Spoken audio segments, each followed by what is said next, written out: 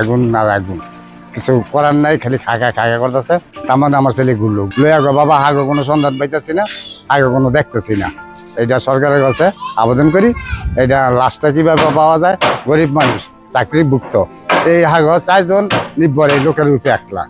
এই দর্শক আবার হইলো কালচার খারাপ, মানুষ মরে গেল, খারাপ কেয়ার করে না, সরকার কিছু বলে না। ঋণ করে আর সাউথ আফ্রিকা অনেক স্বপ্ন ছিল, 2টা ভাই যাই কিছু একটা করার। যেতটুকু বাড়ি ছিল বাড়িটুকু বিক্রি করে বাইরের চিকিৎসা করছে, বাড়িঘর হারা।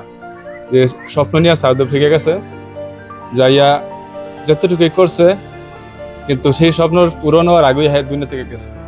মা নাই, বাপ নেই, 3 পোলা। তো ছোট ভাইগুলির থেকে গেছে। আর আমার ভাইয়ের শেষ সম্বল ছিল এই ছেলে 3টা। বড় ভাইয়ের সংসারের হালটা ধরছে, যে বাতি যারা মারা গেছে। হ্যাঁ, বাড়িতে আমার লেগে অনেক অস্থির পেরেশান হয়েছে, আমি বাড়িতে চলে যাবো, বাড়িতে আমার ভালো লাগে না। তোর বুয়ার সাথে শেষ কথা হয়েছে মৃত্যুর আগের দিন রাত্রে, বুয়া আমার ভালো লাগতেছে না, আমি বাড়িতে ফিরবো, কাগজপত্র রেডি করতে গেছি। কাগজপত্র রেডি করিয়া পরে বাসায় আওয়ার পথে আর কি রাত্রে শুনি সকাল 9টা বাজে অগ্নি দুর্ঘটনা হয়েছে। এর শেষ চিহ্নটাও পাওয়া যায় নাই, খবরে দেখলাম।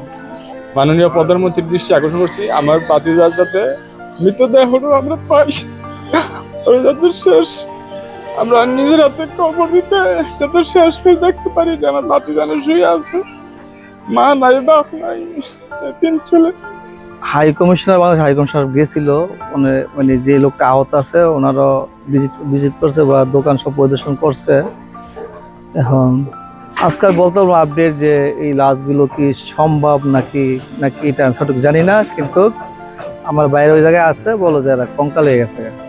এটা ওই দেশের একটা সরকারি ব্যাপার স্যাপার আছে, পুলিশ জাস্টিফাই করবো কেমনে কি হয়েছে, তারপরে কি বলা যাবে। ক্ষয়ক্ষতি হয়েছে, অনেক ক্ষয়ক্ষতি হয়েছে। তো ক্ষয়ক্ষতিটা যেটা হয়েছে, হয়তো একটু বালা ছিলাম, নাইলে একটু অনেক গিয়েছি গা, সমস্যা নেই। কিন্তু লোক যে মারা গেছে, ওই ক্ষতি নিয়ে আগে আমরা ভাবি। বর্তমানে ওই দেশের সিচুয়েশন বেশি একটা ভালো না, মানে ফরেনদের রূপে আর একটা মানে আগের মতন যে একটা কেয়ার টেক কেয়ারটা করে না।